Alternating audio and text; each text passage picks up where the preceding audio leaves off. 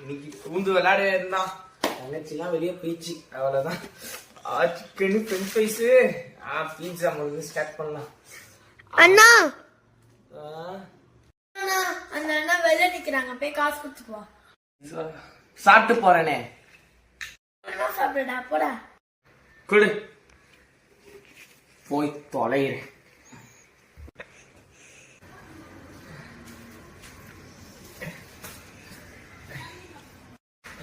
இந்தாங்கண்ணா.